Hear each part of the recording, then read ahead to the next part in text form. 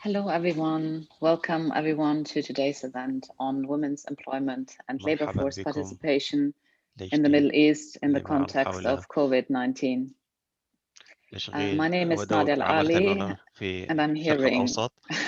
Sorry, there is a translator speaking over me. Sorry, could you go on a different channel, please? I haven't received a different channel. They did not.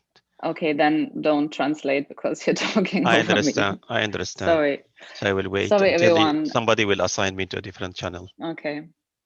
So, yeah, my name is Nadia Al-Ali. I'm the current director of the Center for Middle East Studies here at Brown. I'm also professor of anthropology in Middle East Studies. So one of the areas I'm hoping to focus on during my time directing the center is the centrality of gender and sexuality when trying to understand and analyze the Middle East, North Africa, and its diasporas. So I'm hoping to discuss different dimensions and issues with a gender lens to challenge the idea that gender is an afterthought or a footnote, but show that a gendered lens tells us a lot about the bigger picture. So the wider context for today's event is women across the globe being overrepresented in health services on the front line and in casual employment, most likely to be hit hard by economic downturns.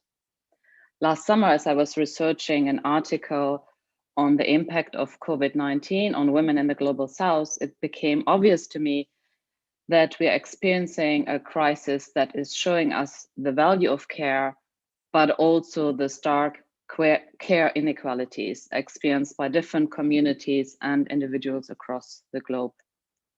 Women who provide most of the unpaid care work within families are experiencing a sharp increase in their care burden.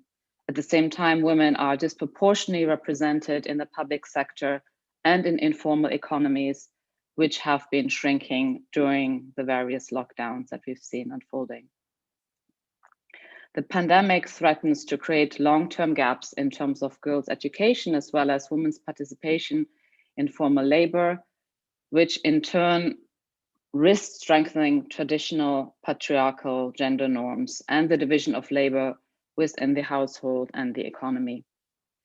Those women who still have jobs tend to do even more housework than before, feeling overburdened, stressed, less independent, and at the same time lonely and missing support networks and friends, but also extended families, has been a common threat for women across the globe. Now, the situation is particularly critical in the Middle East, where even prior to the pandemic, female labor force participation was remained very low and stagnant. And this is despite the fact that girls were actually obtaining more in terms of education. And this phenomenon is known as the MENA paradox. And Mr. Translator, you're talking over me again, sorry. Even if increases in participation are observed, they are typically in the form of rising unemployment rather than employment. And specifically in the context of the Middle East, we see that the contraction in public sector employment has not been matched by increases in opportunities in the private sector, which has led to increases in female unemployment. So this is kind of the background against which we've organized today's event. And it is my great pleasure to share today's discussion with my colleague here at Brown. Professor Banu Özkazanç-Pan is Professor of Practice at the School of Engineering. And she is currently co-editor-in-chief of the journal Gender, Work and Organization. And the journal is today co-hosting the event with the Center for Middle East Studies. So Banu, over to you. Thank you so much, Nadia. It's a pleasure to be here. And just as a little bit of a background on the journal to share with our audience, and I know some of you are very familiar attending.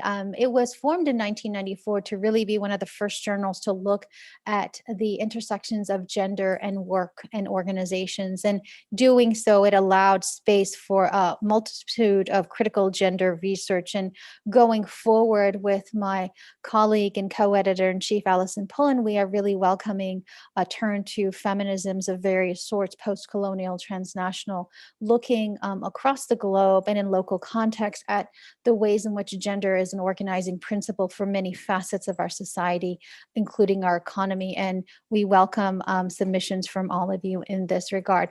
What we noticed during the pandemic was, while many people were lamenting the fact that, journal submissions, particularly from women or women identifying individuals, was going down, we saw this as an opportunity to create a feminist archive of experiences related to the pandemic and opened up a very brief call for papers. And we were overwhelmed with the number of submissions and sharing of experiences across the globe. And in creating that space, we saw that not only were there some shared experiences across the globe, but there were also some nuanced differences around context, geography, and historical context that we thought would be really, really important to address. And that was one of the inspirations for today's events, is to understand in the Middle East region, how is the pandemic playing out and how is it impacting women's opportunities and economic arrangements within that context. So without further ado, I want to introduce our first guest, Professor Charlotte Karam. She is the founding director of the Center of Inclusive Business and Leadership for Women and a tenured associate professor at the Olayan School of Business at the American University of Beirut. She's a scholar activist who contributes to overlapping conversations in the business domains of ethics, human relations, responsible leadership, public policy, and engages in feminist praxis. Charlotte also serves as the area editor for the Journal of Business Ethics and is a leading contributor and founding member of the Hadid Beirut, I hope I pronounced that correctly, which is an evidence-based, community-led movement of responders working to alleviate the humanitarian disaster caused by the August 4th explosion that hit the Lebanese capital of Beirut. So I wanted to welcome Charlotte to our conversation today, and I'll pass it off to Nadia to introduce our other panelists. Yeah, great. Thank you very much, Banu. Yeah, I'm really excited to be able to introduce Hania Sholkamy. I've known Hania for a long time when I was living in Cairo. Hania is an Egyptian anthropologist, and her work has focused on gender, health, and social protection in Egypt. Hania has designed and piloted the cash transfers programs of the government of Egypt in her capacity as special advisor to the Minister of Social Solidarity. She's a proponent of feminist social protection and has lobbied for the right of women to receive welfare and pensions in their own right and not only as dependents. Hania was regional coordinator of the Pathways to Women Empowerment Research Consortium in partnership with the Institute of Development Studies at Sussex in the UK. And currently she is a member of the UNESCO Management of Social Transformations Committee. Hania has co-edited several volumes, one entitled Categories and Contexts, Anthropological and Historical Studies in Critical Demography, and the other one entitled Health and Identity in Egypt. Hania is currently Associate Research Professor at the Social Research Center of the AUC. Welcome, Hania. Thanks so much for joining us. And then I'm also really, really excited to be able to introduce Afaf, Dr. Afaf Jabiri, who again, I've known for quite a while, maybe not as long as Hania. So Afaf is a senior lecturer currently in the Department of Social Sciences at the University of East London. Her research focuses on gender in the Middle East, gender-based violence, forced migration and diaspora, and Palestinian refugees. Along with her academic career, Afaf is a feminist activist who has been advocating for gender equality and justice in the Arab region for the last 20 years. Welcome, Afaf. Okay, so we are now going to start with our discussion.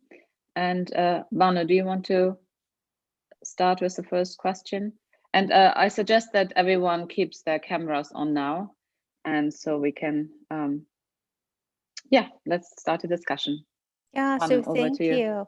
Thank you so much, Nadia, and welcome again to our panelists. So our thinking is that we will spend about the first 45 minutes or up to an hour engaging with our panel discussions, and then open it up to our audience to hear their questions and thoughts on these matters. So we have a series of questions. We don't know if we'll get through them all, but we know that we will have some amazing insights from our panelists. And I'm going to start with a little bit of a bigger, broader question, and we will dig a little bit deeper as we move forward. And the first question is, how have you seen the impacts of COVID on women's employment in your respective context or country? And Hania, I will start with you and then move to Afaf and then Charlotte for this first question and hear your thoughts. Thank you, Banu. Thank you, Nadia. And thank you for the center. It's lovely to be with everyone, and I won't take up too much time. The effect has been profound in Egypt because 63% of the Egyptian economy, or the total employment, is informal. That means it's unprotected. That means that 63% of total employment, men and women, have no access to savings or health insurance or any of the kinds of things that made the COVID tolerable and manageable for the formally employed. And 90% of small and micro credit, enterprises is informal. And these are the enterprises that employ young women of all classes and older women, poor women. And so the profound loss that has happened at the economic level has been felt more by the people who are in these precarious work arrangements. Now, there are also demand side problems related to the pandemic. And we are actually lucky in Egypt to have a household income expenditure survey that was being fielded in February and that extended the data collection, which is the national survey, extended into March and April, and has some questions on the impact of COVID. And we see that women in particular were not only as expected to be affected because of this, it's like a wrecking ball that hit the informal economy, that was the pandemic, but there were also the effects of having to do with diminished incomes. We know that 43% of people borrowed to manage day-to-day life. They borrowed from unregulated lenders, so not from the formal sector, or sold assets. And the thing that hurts the most is to see the prevalence of rationing consumption. So actually people started eating less, spending less on their basic needs. I'll stop there. Thank you so much. Afaf, I'll move to you.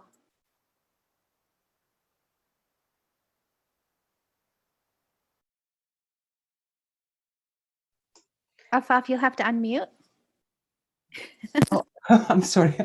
Yeah, I'm sorry. Thank you, Banu, again, and thank you, Nadia, for including me in this conversation. The full scope and effects of COVID-19 is yet to be revealed, although we know, as in similar conflicts and different types of crisis, COVID has so far and will have harder effects on women than on men.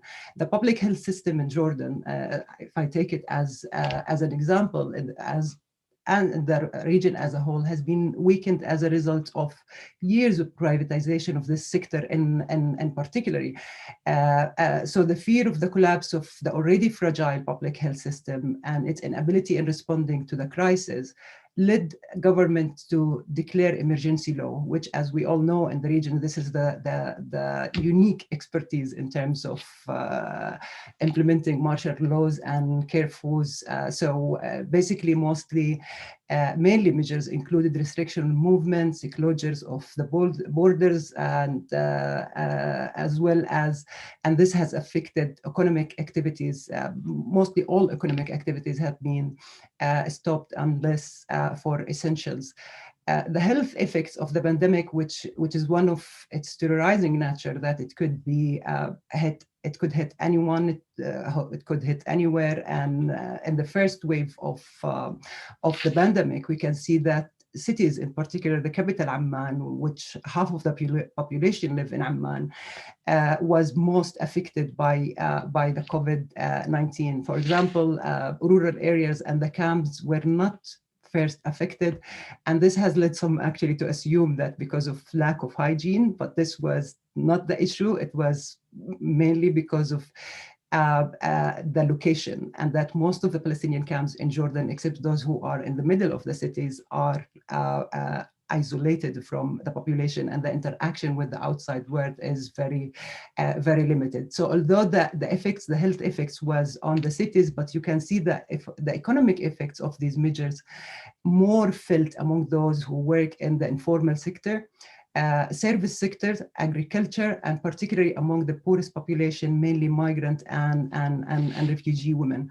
But in looking at some of the official numbers of the Jordanian National Department of Statistics, we can also see that we need to look at the impact in phases, not as general. For example, in the first phase, we see that men have been affected more than men. And if I can just read some of the numbers for you, the unemployment rate reached around 24% in July, and an increase by 4.4 percentage for men and 1.4 percentage for women.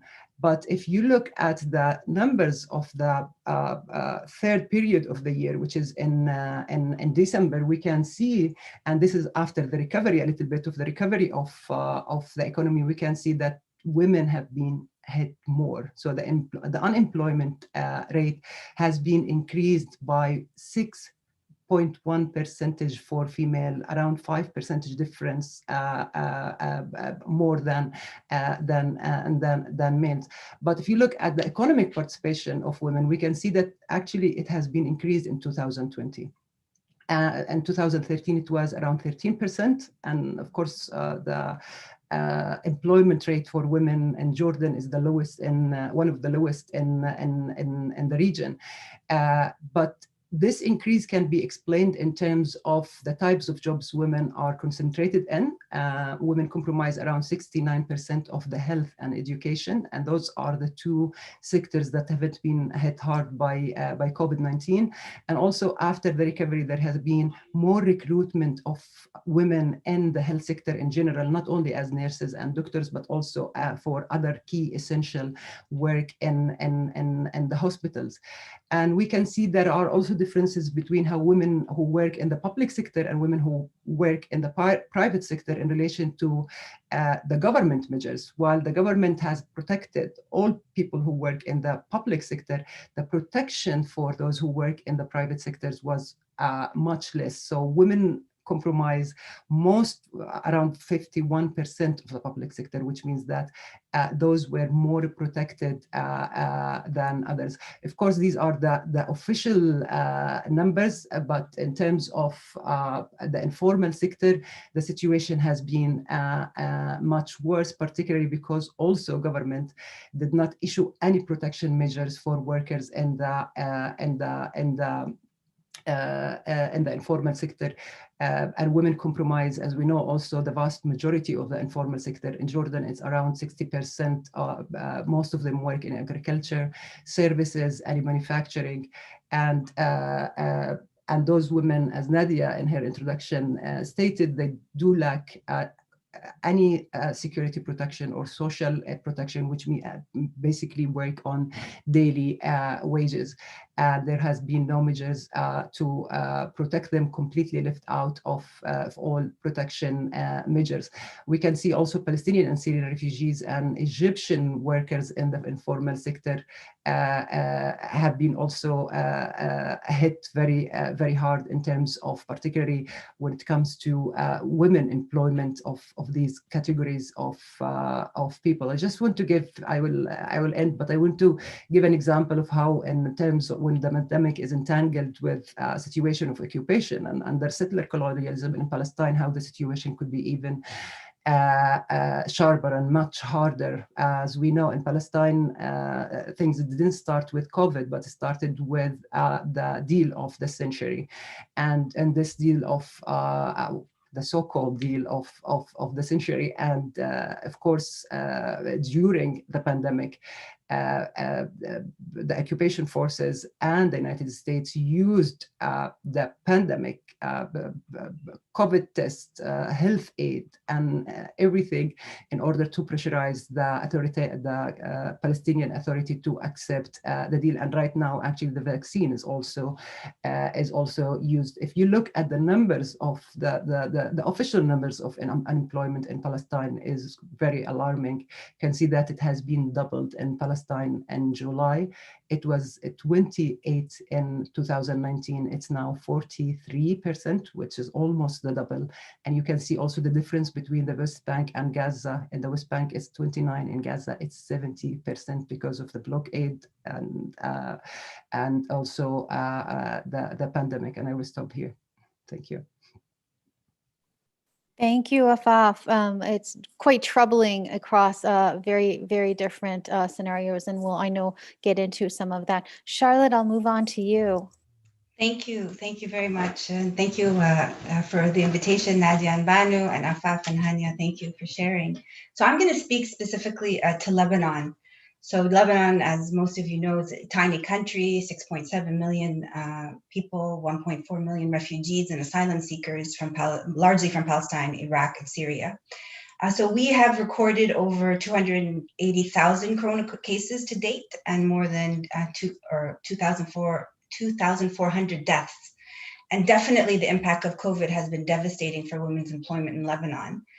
And in fact, what the pandemic is doing is just amplifying the gender gap that we have seen on all fronts and intensifying the gender inequality. However, I really think that to reflect on the pandemic in isolation as if it were a vacuum is really impossible across the region, and perhaps particularly now, 2019-20 in Lebanon.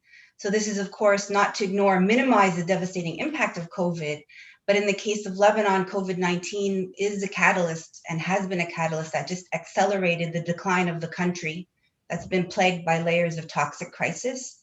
So life in Lebanon was already unbearable, plagued by high unemployment, which is disproportionately female, a highly informalized labor force, which is also disproportionately female, an accelerating economic downturn, and eventual 2019 complete economic collapse with the closing of the banking system. This affected everyone. So by the end of 2020, the Lebanese pound was selling at a rate of 8,000 lira to the US dollar for $1, which in effect losing 80% of its value over the previous year, 80%. So most Lebanese earn their salary in local currency and earn now 20% of what they were earning in 2018. So for the privileged class, such as most of us here, academic class, you are making 20% of your salary, and Lebanon is reeling from this economic impact. But if you really think about the majority of the Lebanese and non-Lebanese, or the inhabitants of Lebanon, those who are not so privileged, there is a huge effect. Millions of people have suffered a devastating effective reduction of their incomes with little or no social protection. Over the last 2 years, specifically, Lebanon has experienced its worst economic crisis in history. Does not compare to the Civil War, the 15 years of Civil War. Estimates from the IMF place Lebanon as the third highest indebted country in the world in terms of the ratio of debt to GDP, with very little hope of the country being able to repay its debts, and little hope of securing vital bailouts that are constantly coming up on the news due to specifically international trust issues with the corrupt and entrenched political class that is our current government. The country's central bank has accumulated over $49 billion US dollars, which equates to 91% of Lebanon's total economic output in 2019. So the years of austerity that were promoted by repeated loans, IMF loan conditions, and policy advice have led to further, as both my colleagues have mentioned today, further erosion of social protection systems in Lebanon. So there's decades of evidence of failing, discriminatory, inept state structures infested by a privileged, corrupt political class that refuses really to let go of power has pushed millions to gather in the streets, as we saw in 2019 with the October Revolution, which was led by women so through their social mobilizing and their political mobilizing. They took to the streets calling for change. This was a very beautiful time for women in terms of organizing, in terms of hope. But then COVID came and it reared its head. And here the vulnerability of people, especially the women and other vulnerable groups, were heightened. The gender inequality and injustice became clearer and clearer because of the pandemic. The pandemic just made everything worse. And though at first the medical professionals were doing well, and if you recall, Lebanon had one of the lowest rates of infection and death within the first few months. This was hailed as a very surprising accomplishment, probably because many of the private hospitals and hospitals that function on charity donations were leading the way, not the government. But then August 4th happened, the Beirut blast, and everything spiraled even more out of control. One of the biggest, as some of you, I'm sure most of you are familiar, it was one of the biggest non-nuclear explosions in history, the result of an accidental detonation of approximately 2,750 tons of improperly stored ammonium nitrate at the government port in Beirut. Again, an example of inept government. The blast led to over 200 deaths, as well as 6,000 industries and 300,000 displaced. So in the aftermath of the explosion, the pandemic gained its momentum.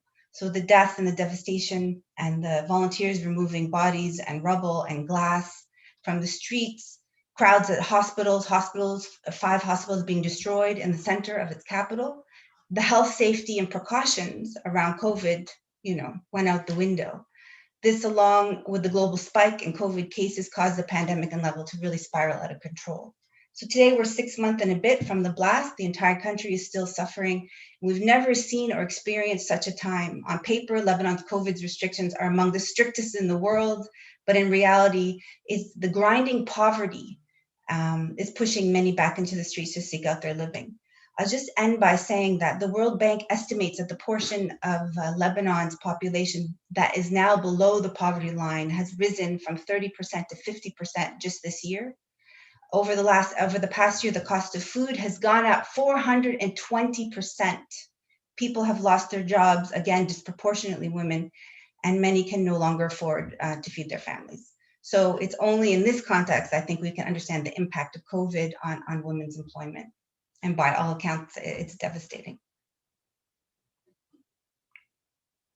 Well, thank you very much, Charlotte, Afaf, and Hania, for this first round of answers. I mean, I think it's a really important point, the point that we cannot look at the situation just by focusing on the impact of the pandemic. Clearly, we need to historicize, we need to put into context. And almost any country in the region, we will see a multiplicity of overlapping crises. So we don't have anyone, for example, today to speak specifically to Iraq, but you couldn't speak about the impact of the pandemic on women's employment without speaking about the impact of war, occupation, and also obviously authoritarianism and sectarianism. So there are so many different intersecting configurations and crises. I'm wondering, so we kind of tried to start, as Banu was saying, start out broadly and asked you about women, but I'd like you to sort of reflect a bit more specifically about the way that women are not just a uniform category, and clearly different women have been affected differently, as we know that even pre-pandemic, there were intersecting inequalities in terms of gender, ethnicity, religion, and so on. And so I was wondering if you could reflect on those intersecting inequalities. And Hania, if you would start again, please. You have to unmute yourself.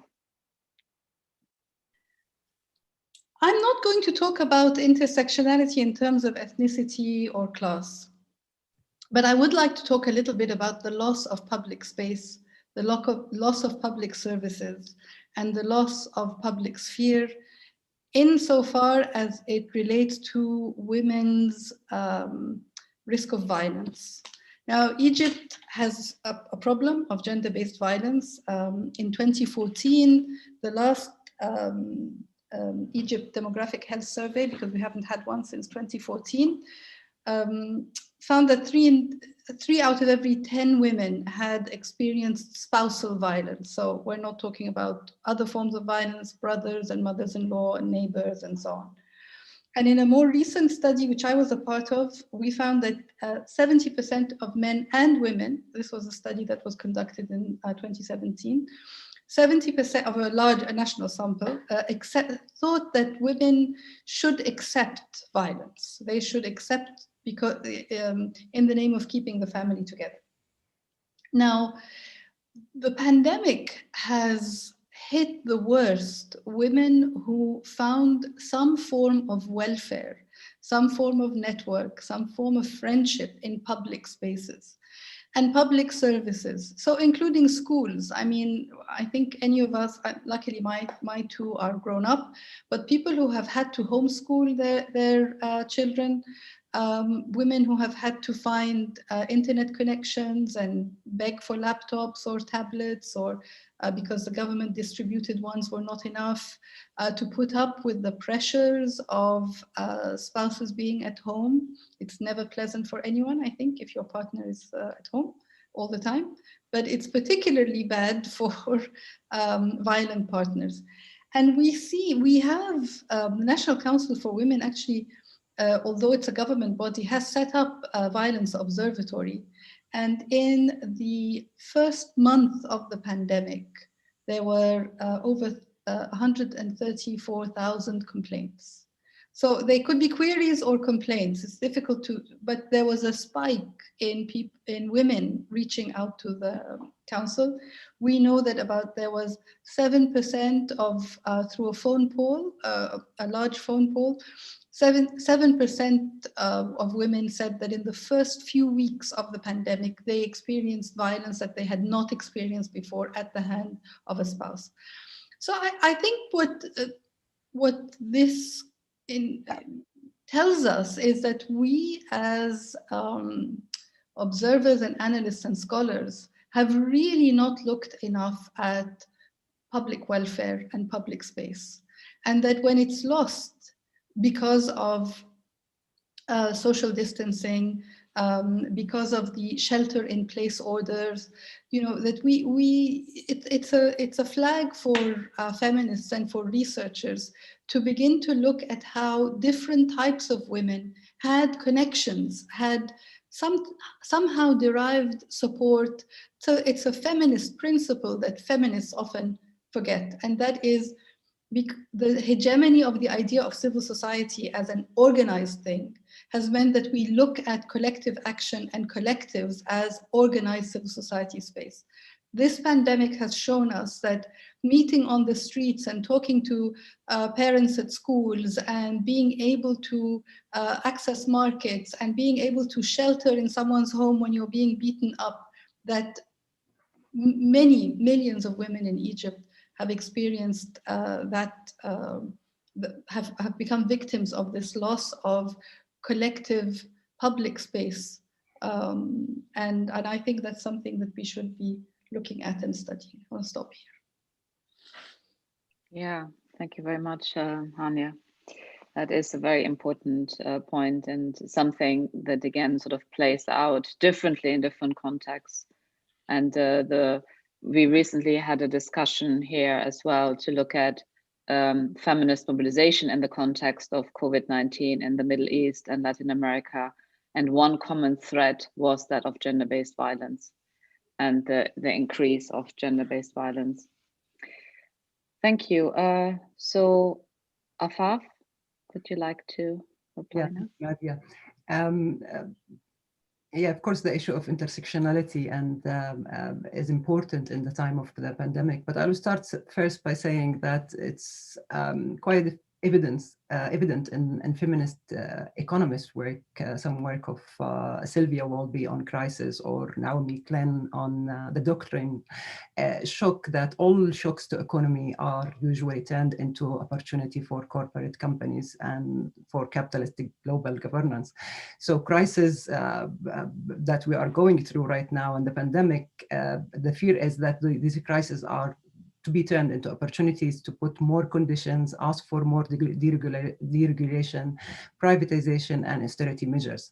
And all these measures are not only gendered, but also class, race, and ethnicity dependent. And from the start of the pandemic, it has been quite clear, for example, the ability to self-isolate or work from home. These are privileges, and privileges not everybody could afford equally, if at all, for some people to engage, to enjoy this privilege.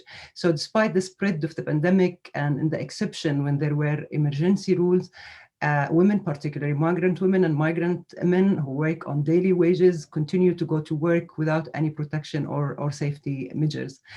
I'll give one example of how the Jordan defense measures were not only gendered, but also racialized and based on racial and gender discrimination.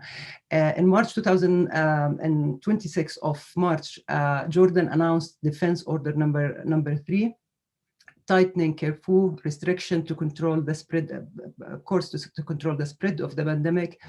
But in the beginning of April, on the 4th of April, which is around a week after the lockdown, the government permitted employers at the industrial cities in Amman and gave them the permission to reopen, but they will be reopened only for migrant workers. Jordanian who were not working who are working in the industrial cities were exempted, and their wages were protected. But migrant workers, particularly from India and Bangladesh and these places are basically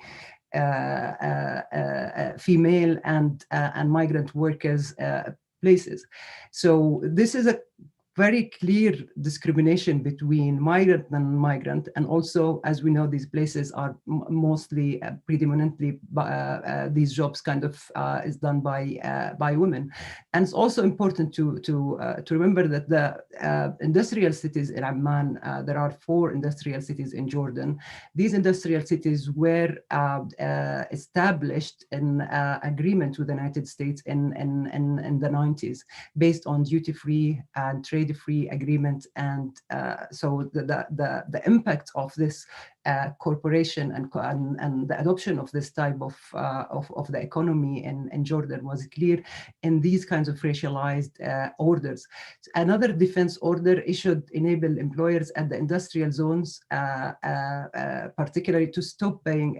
They enabled the employers to stop paying salaries for workers who are not working, only migrant workers, but not Jordanians, which forced many foreign migrants who wanted to leave the country to stay and actually not be able to leave or to go even home. This has resulted in a huge number of cases of infection in the industrial zones, which is basically just in September, 600 cases on one day on one garment factory in an area called Adlil industrial zone, and this has been repeated 3 times after this accident, with very little attention from civil society groups and also from the government. There's a second example of how also homeschooling, which Hania has referred to, is important, but also it will increase disparity in education in Jordan at the long term, in terms of the opportunity and access to labor markets based on class and also geographical distribution and in the country as a whole. So access to online education has been merely for students enrolled in private schools. In Jordan, if you have extra 100 GD over your basic needs, you don't send your children to public schools. You mainly do whatever it takes to send them to private schools. So most of the families and those in private schools were privileged to have immediately private schools immediately established the online learning and digital learning, and they carried out as in other countries. But students who are enrolled in public schools, they did not have the same equal opportunity, and this has to do also with the digital gap in the country in general. If you look, for example, in the situation of the camps, most people do not have laptops. The whole family does not have a laptop. People mainly use their mobile phones to access, and the mobile data to access. They didn't have a broadband. But the interesting thing in terms of the homeschooling, the emergence of new the emergence of a new market for the private lessons. We have seen, for example, in the camps in particular, because Palestinian refugees wanted their kids, but those who are wanted to give their education for girls or boys, those who are at the last year of the high school, which is called Tawjihi. So there is an emergence of a business by telecommunication corporate companies, prepaid private lessons. So you pay a card and you top it up as needed. And if this card, if you don't have any more credits, your lesson will be cut. This is a business for corporate companies, and they have used it. So imagine if you want to give your son or daughter 9 subjects, every lesson costs between 50 to 100 per term, which means 1,000, and this is a huge amount of money for people. In terms of Syrian refugees in Jordan, and according to UNHCR survey, we can see also another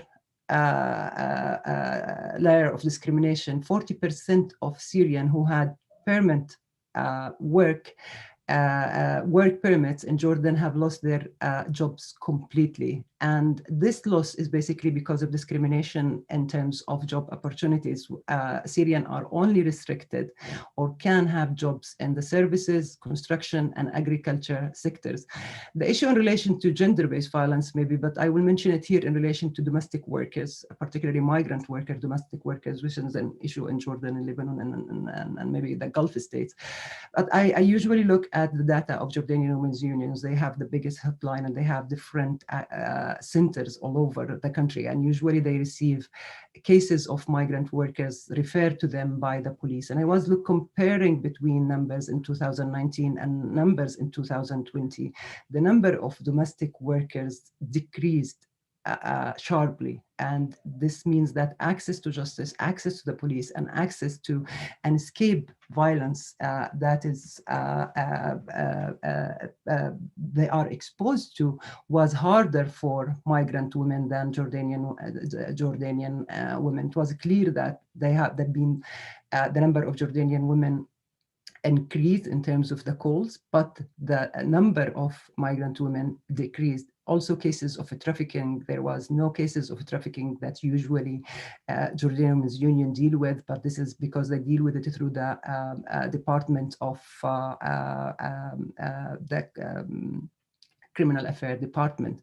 So the access of migrant workers generally to the services to escape violence has been very limited, and I'll stop here. Thank you, Afaf. Yeah, I mean, the issue of domestic migrant labor is, of course, very key. And I assume, Charlotte, it also features in your reply. So over to you now. Just before, maybe just wanted to remind the audience, if you would like to ask a question or make a comment, please put it in the Q&A function. Okay, so Charlotte.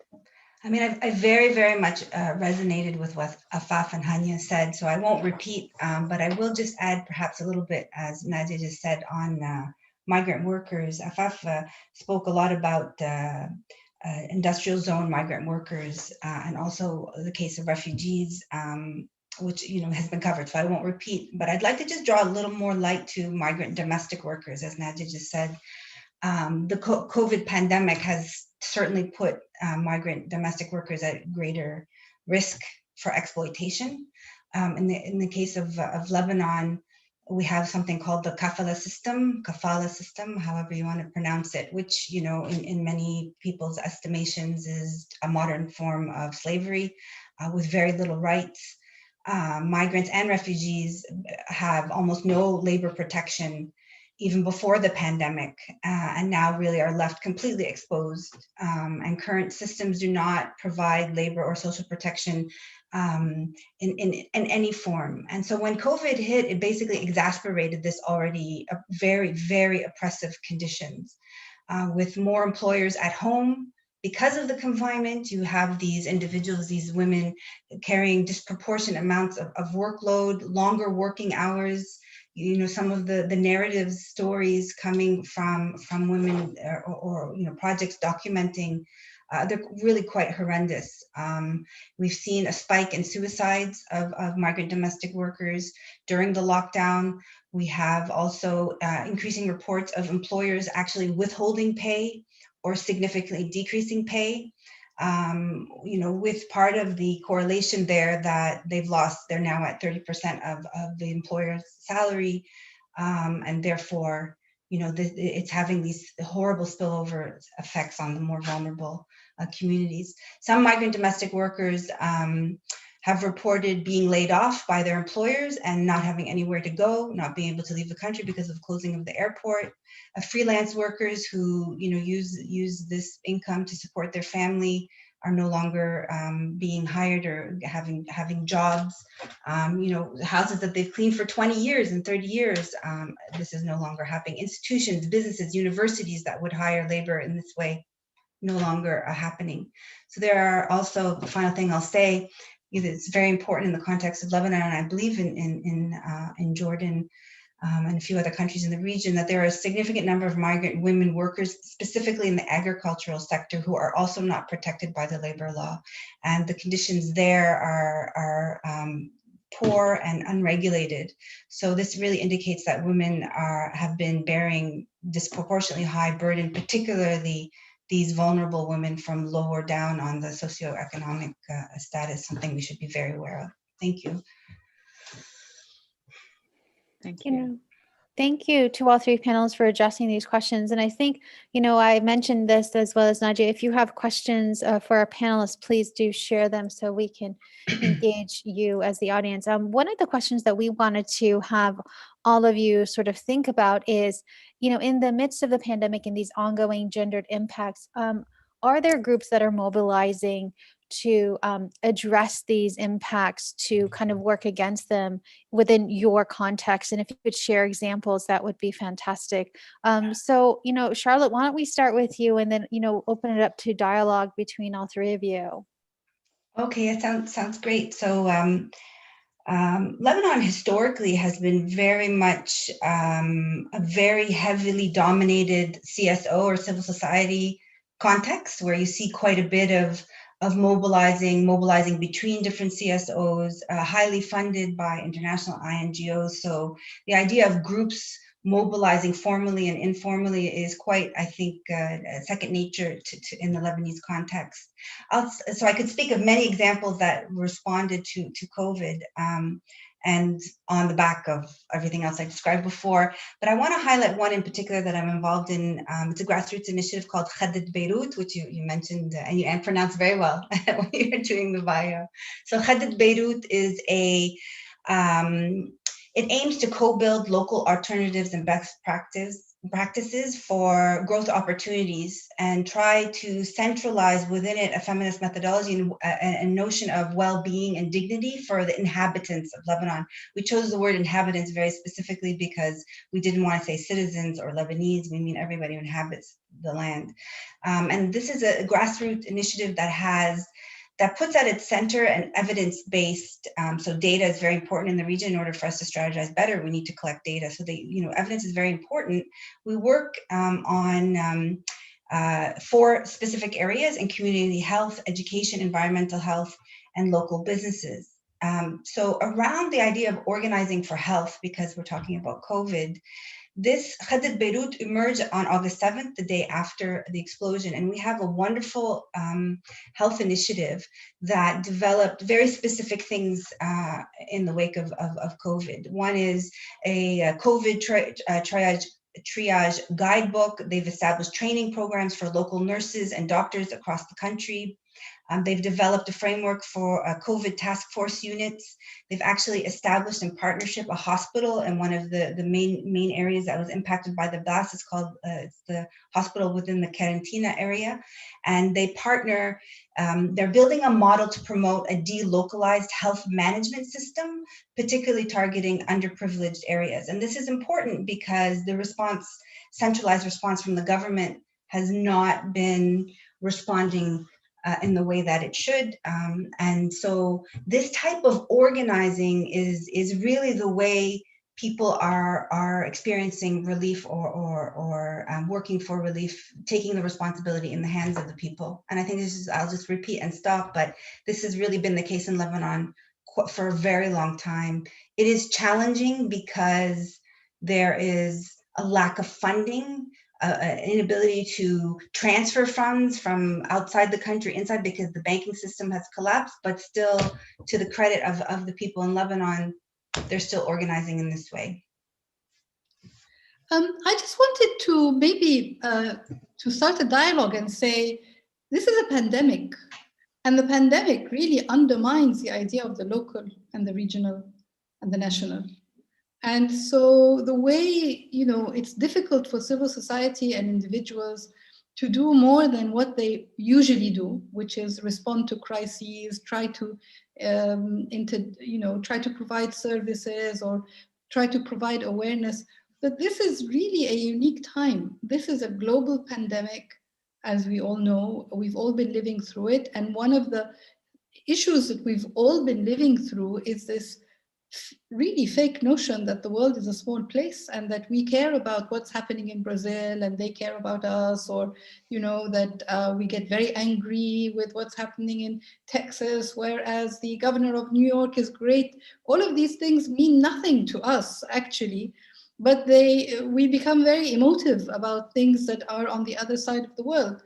So, you know, yes, civil society has been distributing food, or National Council for Women setting up an observatory for violence, or Ministry of Work and private industries and so on have been trying to mount some modicum of social protection programs, or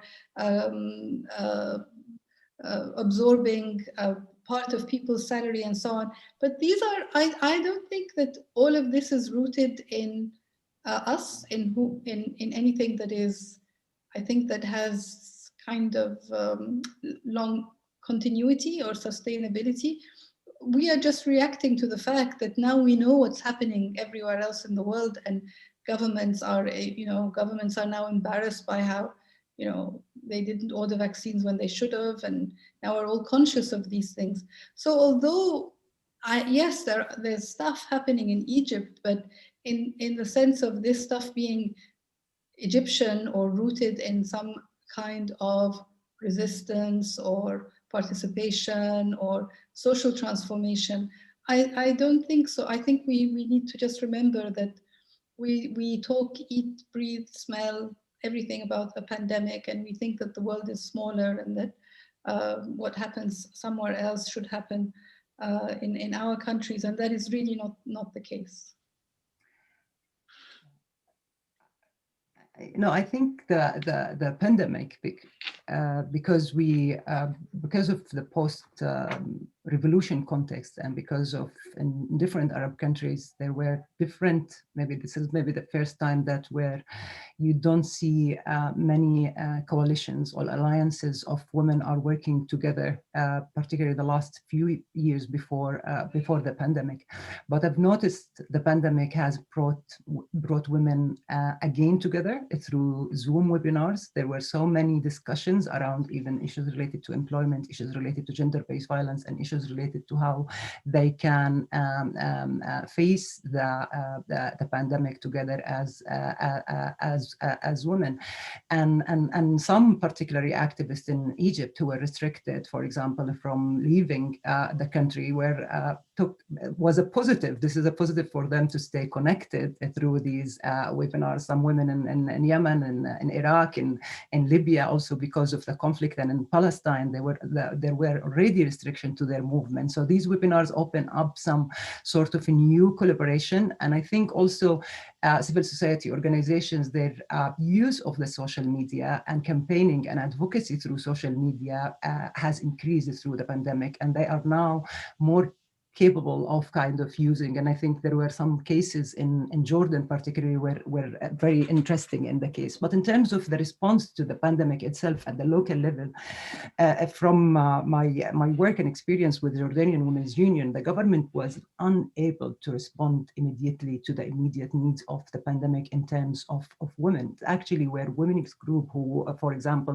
the government has a very big shelter for women, but they have bureaucratic arrangements for women to get into the shelter. It was easier for the government to send women to the Jordanian Women's Union shelter and to the helpline and services instead of them, for example, taking place. So you see women work at the grassroots, also at the grassroots in terms of awareness raising, because there was because of the mistrust generally between people and the government, usually people do not take anything seriously from the government. And that led to some people thinking about the pandemic as a conspiracy, for example, and for so many other reasons. Some I don't blame, because of course, but I mean, so women's NGOs played really a very good role in terms of awareness raising in terms of the pandemic.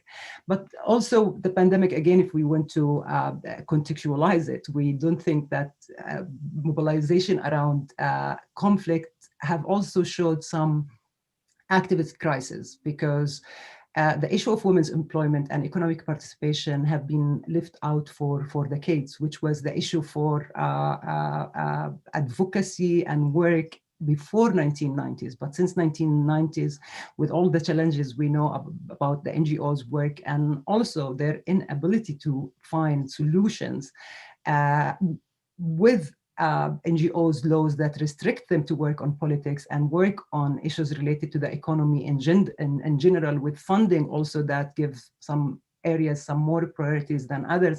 For example, priority areas are more into the private, which are issues related to gender-based violence, issues related to personal status laws or family laws. So women's employment and economic participation in general was very limited to advocacy related to kind of pension, advocacy related to sexual violence within the workplace, but not tackling the structural, systematic inequality within each countries. And this has been left out for women's NGOs for a while, for the reasons I've mentioned before, in terms of funding and in terms of government restrictions. So there are many things that we need to look at when we think about NGOs' response and local groups. But if you look at the camps, and this is the last point, because Palestinians are quite experienced when it comes to dealing with the crisis. There were immediately locally groups, including women groups, were organized, and the camp was divided into several areas, and every group was trying to do something in that, in terms of self-isolation, quarantine. So they have managed themselves by themselves in that time. And I didn't hear. Can I just react to something? Right. When Hania was speaking, I didn't recognize myself or the case of Lebanon. And when Afaf, I think I felt more akin to what you were saying. The fast mobilizing of CSOs, organic, not formal, or even formal, but I'm talking what happened immediately, and it happened quickly, and it brought food and donations of blood and medicine, immediate relief to, and we're talking about hundreds of CSOs. And without it, it would have been much worse. And the reason they could mobilize so quickly is because it is on the back of the revolution. They were organizing a month before, they were organizing the revolution. And then COVID happened and the economic collapse happened. So you already had your networks of trusted people. And if it wasn't for the CSO communities, the activist communities in Lebanon, it would be a much worse place right now. It's because of organizing. I feel very strongly about that. Building hospitals, bringing computers to school, education. I didn't talk to you about the SMEs, rebuilt. I mean, they're rebuilt. We rebuilt within 2 months 120 SMEs in the downtown area, in the area of the blast. This is the organizing that's happening. It's not the government. It's the people. It's the CSOs that are organizing. Yeah, I think, Charlotte, there's a difference between Lebanon and Egypt, and we have constraints on civil society, although luckily the law now has changed and that's opened up a lot of frontiers, and it's hopeful. But what I mean is that this is what Egyptian CSOs and I guess have been doing anyway. I mean, you know, whether it's a matter of pace or scope or scale, but fundamentally CSOs and I mean, civil society organizations, collectives, and so on, have not done anything that they haven't been doing before. We've had great groups. Someone was just reminding me who were delivering medications to people's homes. I mean, we can, yes, this does happen, but what does it mean? You see, that's what I'm saying. What does it mean? What does it point to? The fact is that there is a pandemic, and it's a global pandemic, and airports were closed, and we have all felt this, we're all living in it. So that organizing, which happened with the devaluation, and which happened with the revolution, and which happened with all sorts of catastrophes that happen all the time, and good things like our revolutions too. But what does it mean? I can't see something very specific to me. It's alternative mobilizing for alternative systems, right? We need something new. This is what it means. We're creating policies and practices and strategies for new healthcare, for new governance. I mean, this is what it means. It means the future. We can't. And even in the same country, if I may just, even in the same country, because the impacts were quite different. If you look at the rural and the cities and the camps, so the type of response actually was quite different, that we need to look at it and how women have responded. So organizing in the camps, because there is no way people can self-isolate in the camps. They live in multi-generational, they live in the same house. Like the house is the grandparents, the parents, the children, and the neighbors, and everybody. So in order for people to kind of find ways in which they can use, for example, this is one of the ways some groups were working, that how to really use the space that we have in a way that we can, like how to organize the street itself in social distancing. There was a campaign which was really fantastic, because Jordanian election took place during the pandemic. So despite the lockdown and everything, but election was important, the parliament election, so that was quite something. Anyway, so there a group of people asked the candidates, instead of making brochures and dinners and lunches, just to have this fund for those who need, who was in very hardship in the camps. And they have actually pressurized them and pushed them until they have had that kind of some amount of money that they could support people in the camp. And that was informal group of, it was not a local formal organization, but just a group of youth who thought that we need to do something. I think in rural areas, there was another way of which mobilization took place. So we don't only, and the impact, for example, of gender-based violence is quite different, because in the camp, when you live with all of these people together, the beating and violence could be actually less, because they are around all the time. And in the rural areas is the same. You can see, for example, I've now engaged in an action-oriented research in relation to economic context and politics and gender-based violence. And as we are getting the surveys, some of the comments, which could be something, I don't know, maybe positive, that some of the women's comments that would do in terms of recommendation. One woman said that if you can get just rid of all men, another one said, like, just tell the government to make a segregated lockdown where they can take all men and make them live together, then they would understand how do we feel. There were some kind of very radical comments from women. And then when I looked at where these comments are from, they are from the cities, because those women have been confined with their husbands for a long time.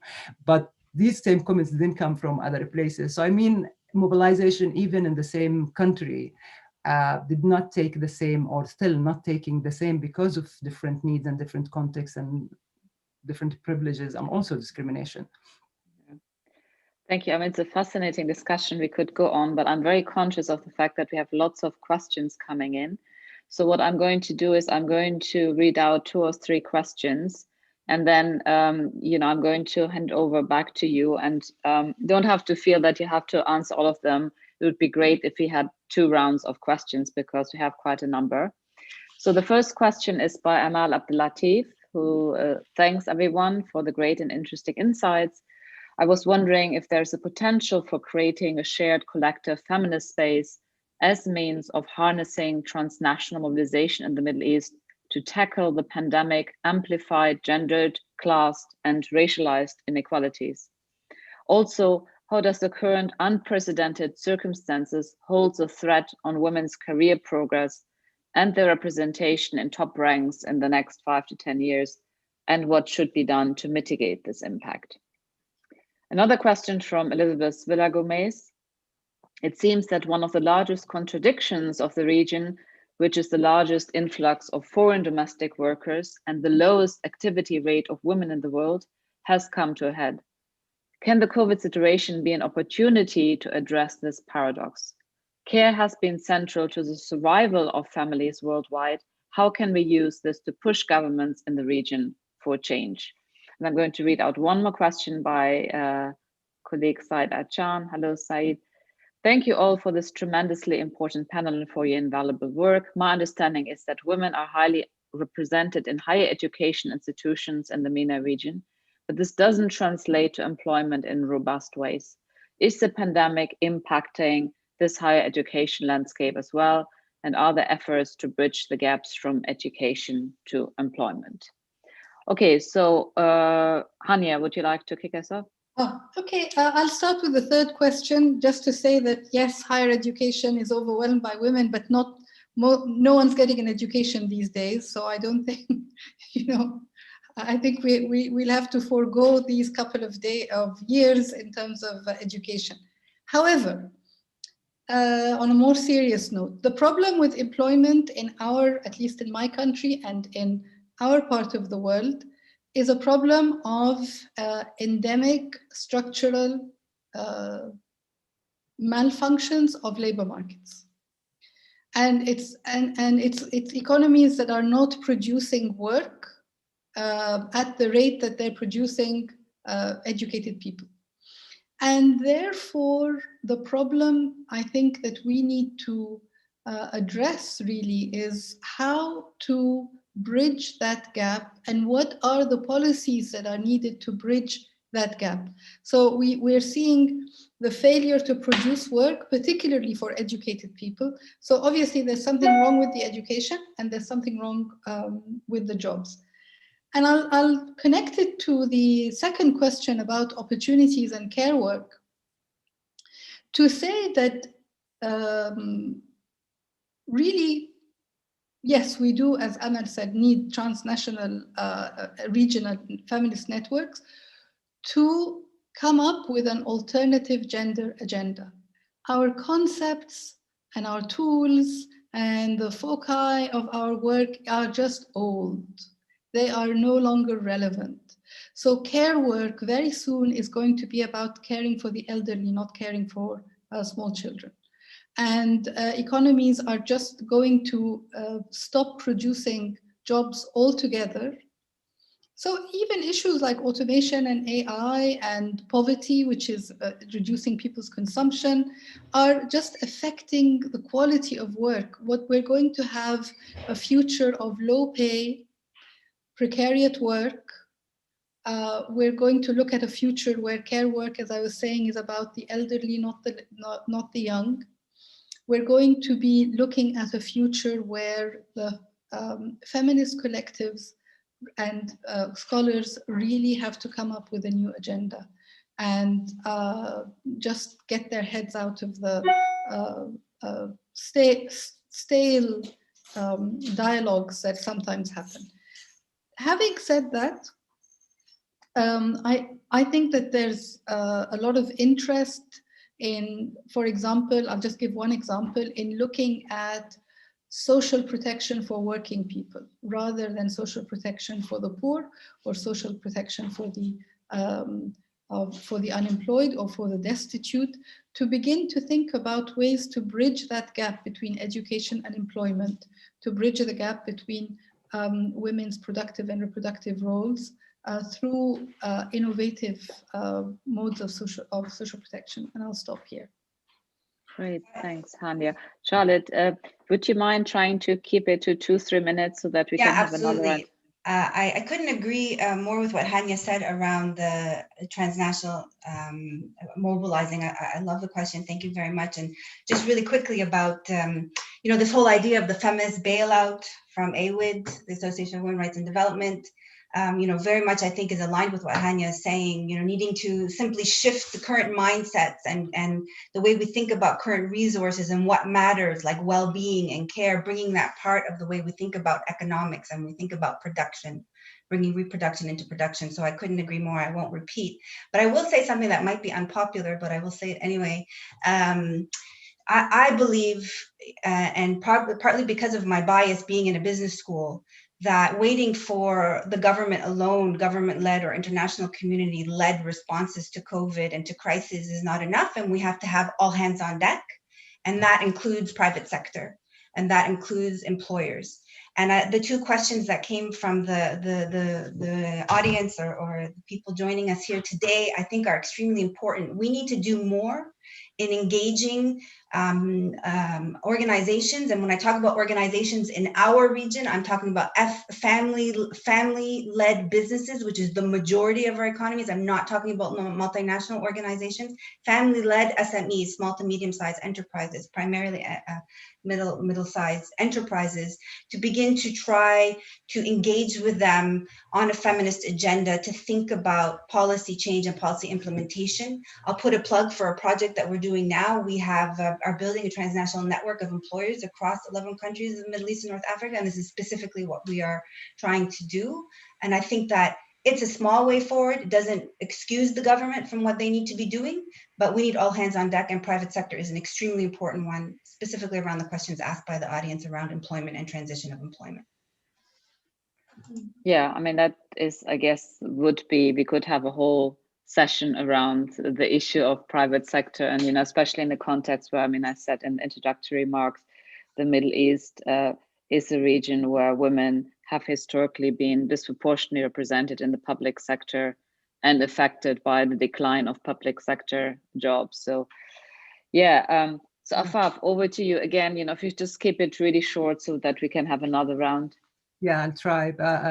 Just on the question of transnational feminists, I think this is very important right now, particularly feminist agenda, feminist economist and financial agenda. This is very vital and very important. And feminist agenda that would look at how really to connect different contexts in the world that we are all suffering, and the pandemic is quite an opportunity for us to look at how we have all been impacted by the global capitalist system and neoliberal policies. And I'm sorry, Charlotte, that I would disagree with you, because I think it's important for feminists to think about the household economies and also issues related to the public. And I just give very small examples of the neighbor I was living in Baqa camp in the 80s, and how everybody was productive, and I don't think that anybody was poor, because the whole neighborhood was quite a business kind of neighborhood, where we used to get the milk from Naif, the yogurt from Mahmoud, the eggs from another, and all these households have produced engineers, doctors, nurses, and different men and women. Of course, men are more than women, but also in the beginning of the 90s, when the government of Jordan invested more in the public sector and made those trade agreements, free trade agreements, cheaper products flooded the markets, and all these businesses of women were closed, completely closed, and people pushed into poverty. The camps and rural areas and poorer areas in the Jordan were not the same. So I would disagree with the investment of the public sector, because it has always been at the expense of public sector. And when there is cuts to the public sector, it comes at the expense of women, as Nadia said. And this is important for feminists actually to start this discussion, and where we are going and having a clear agenda of how we want to start mobilization. Maybe a feminist, a transnational feminist, could help in the ways in which, as I said previously, women are banned from talking about politics and economies, formal, I mean, NGOs, particularly by law, they are not supposed. And if you want to tackle issues related to contestation and collaboration between authoritarian regimes and neoliberal projects, you have to get in politics. And without getting into these issues related to economic participation of women and employment would not be addressed, and then it would not be, we would not be trying to find the real solution for them. Sorry if I was long. Thank you so much. I know we are close to time, believe it or not. We only have 13 minutes left. So I wanted to go through maybe another 3 questions that our audience has shared with us, and again, get your thoughts on maybe at least one of them. Rafia Faiz says, thank you for a great session. Any practical advice on what women with limited resources and underprivileged positions and contexts can do to better cope with multiple forms of violence and inequalities in this pandemic? What can we do as individuals? Another point from Ola Zain is, thank you for such a great webinar. Are there specific numbers about the effect of COVID on women in Lebanon, such as employment, unemployment rate, violence, and others? Another question I'd like to kind of share is, what do you think we as feminist academic activists should be doing differently to push the gender agenda forward in our research and classroom during the pandemic? Could the pandemic give us more legitimate platforms, in your opinions? So I'll leave those 3 questions for you each to address, even though one is very specific to Lebanon. Maybe I could just start with Lebanon and get that out of the way. There's actually quite a bit of, grassroots sort of research and evidence and sort of documentation that's happening, and also some done by INGOs. There's a Legal Agenda is an organization within Lebanon that is tracking these numbers and tracking various statistics. So that might be a website that you could look at. And also the UN Women, in partnership with the National Commission and I think WHO, they come up with the Gender Alert on COVID-19 in Lebanon. It's a monthly newsletter, and it is fantastic with lots of very specific numbers, an intersectional lens of looking at the context of Lebanon. So I hope that's helpful. I can talk about the practical advice and what feminists can do. I think my answer is the same for both. It's to get back into grounded field research and communication with an open lens, because the world really is changing. And unfortunately, I mean, academics are great, but there's always a time lag. So, by the time the state of the art has a wisdom, the world has shifted. And so I think that practical advice to feminists is re-engage with what women are doing, even re-engage with what woman means, because I think even as bodies, as agents, women are changing, different desires, different practices.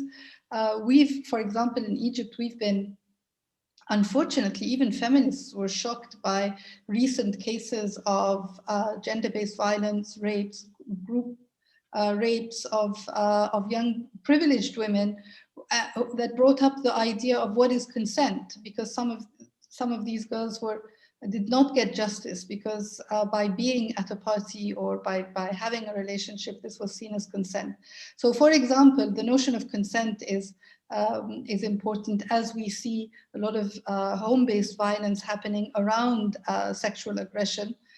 So that, I think let's get back to our groups and our grounds, as Charlotte has done with Khadd Beirut. It's a great initiative, and this mobilization of AUB professors and other professionals to sort of engage with a ground level problem. In terms of practical advice, I think that women do need each other. We just have not stressed enough the idea of collective action that is not based on membership in an organization, like we're all part of an NGO or a feminist movement, that is about common membership in daily life. And that just rediscovering these, not to call it social capital as the World Bank would do, or that, I mean, trivializing it as a sort of in-kind exchange, but really to see how women are relating to each other. And COVID has really shown that, because when we go, and that's my last point, whether homeschooling and relying on other people to be there, you know, the numbers of women that, according to one study, that have just had to go back to work and leave their kids with the TV on and something in the fridge, and that, you know, relying on a neighbor or a neighborhood. I think just rediscovering some of these issues about how people are coping, how people are adapting, how people are taking control of a difficult situation. I think that would be good for all of us, particularly as academics. Thank you. Yeah, I agree with Hania. I think also on the issue of academia and activism, this is Nadia has been working on it for a very long time, and how to bridge the gap between academia and activism, and this is quite important, and particularly for this time, we need this kind of collaboration in order to understand, as I said before, the predicted solutions from governments will be more depth, which means more austerity measures and more public cuts on these services, which means that we need to prepare ourselves to how we really need to deal with the new situation, and taking an opportunity that we do have now some virtual spaces when we can meet. On the issue of practicalities, I think one issue for us, particularly those who live in the West, we need to take this as an opportunity to pressure international organizations who put conditionality of funds on organizations. Now it's not the time to kind of impose certain ideas on certain NGOs, and regardless of the context, and regardless of the history, and regardless of the politics, and how the COVID impacting the whole situation. The conditionality of funding, for example, right now is one of the major issues in relation to unemployment in Palestine, for example. The conditionality, most Palestinian organizations are obliged, for example, to sign anti-terrorism declaration. But anti-terrorism declaration in the context of Palestine is completely different, because in 1 year, the Israeli forces could arrest thousands of people, all those thousands of people, based on the, for example, this declaration of act would not be eligible to work with NGOs. They will not be eligible for their services. And this has put the NGOs in a very, very difficult situation. So maybe this is a time to work and campaign against this conditionality of funding, not only in anti-terrorism declaration in the context of Palestine, but in every context. The time now to prioritize based on the local needs, and based on women's need, and based also on women coming together and making a feminist agenda for tackling and addressing the impacts of COVID on women and migrant workers, and on domestic workers, and on those who are more marginalized in the society. Thank you, Afaf. Thank you, all of you.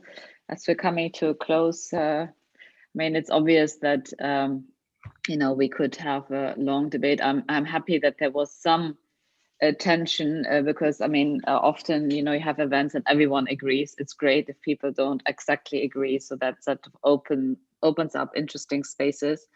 And I think for me, what I'm taking away lots of things, but I guess sort of the main points for me is first, this stress of, okay, we need to historicize. Yes, there are specific impacts that COVID-19 is bringing to specific contexts, but these need to be contextualized in a much broader picture. And historically, of course, when we look at, on the one hand, specifically women's employment and labor force participation, but more broadly, inequalities, clearly there is a very specific trajectory. What we've seen across the globe is that these different inequalities have been starkened in most cases. I think that is also the case in the region. However, there are differences linked to the specific political economies, but also I think very importantly, I mean, that I think was quite evident to me as we're talking, we're sort of right now in the moment of commemorating, thinking about, reflecting on 10 years of uprisings in the region. And clearly countries are in sort of different stages of this ongoing process, and also, different sort of moments of mobilization. And with mobilization, I would say also, moments of hope as opposed to kind of deflation. I think there are huge differences across the countries. And then, another important point, of course, the multiple crises that people are facing in each context. And so, whether it is in terms of severe economic crisis, political corruption, authoritarianism, conflict, wars, displacement, I mean, you name it. And then, the importance to, while recognizing the gendered impact of the pandemic on labor force participation, to then dig deeper and look at the way how, obviously, I think the most obvious examples linked to domestic labor, but we know that also in terms of ethnic and religious minorities, class, I mean, this all, of course, play an important role. So I mean, and I would say, maybe adding to that, the specific politics of gender in each country that are constituted both by states, governments, but also in terms of the feminist mobilization and the kind of wider prevailing gender norms and the contestation of gender norms are really important in trying to understand the broader picture. So I'd like to thank you all and hand over to Banu to say a few last words and conclude this event. Thank you, Nadia, and thank you again to all the panelists. It was such an informative discussion for me to think about what is the ways in which each of you have a different analytic entry point for the conversation on the pandemic, given your context. And even if we say transnational feminism, the local context looks quite different, even within the ways in which we say mobilization and think about austerity, neoliberalism, and the ways in which authoritarian regimes have used opportunities to continue to sediment their power. So I'm really appreciative of the ways in which you've engaged from your analytic perspective, the ways you're seeing gender and employment come together or not, and at the end of it, what is possible. So I would love to invite everyone, especially our panelists, to contribute their thought pieces or provocations to gender work and organization. We have a section called Feminist Frontiers where we, Hania, to your point, publish within a month to really continue engaging these conversations, given the urgency of these issues and the fact that we can try to bridge academia and activism in ways that maybe help all of us together as we continue to do better for each of our societies and our neighborhoods and communities. So I wanted to say thank you so much for sharing your time, wisdom, and insights with us today, and the provocations you've definitely have allowed us to think further on these issues. So in much appreciation from all of you, and we do hope that we'll be able to come to some of the other sessions that we're putting together through CMES and some of it through the work with GWO. So thank you so much to everyone, and we look forward to seeing you again. Thank you very much. Thank you, everyone. Thank you. Have a Thank you so much. weekend. Bye. Bye.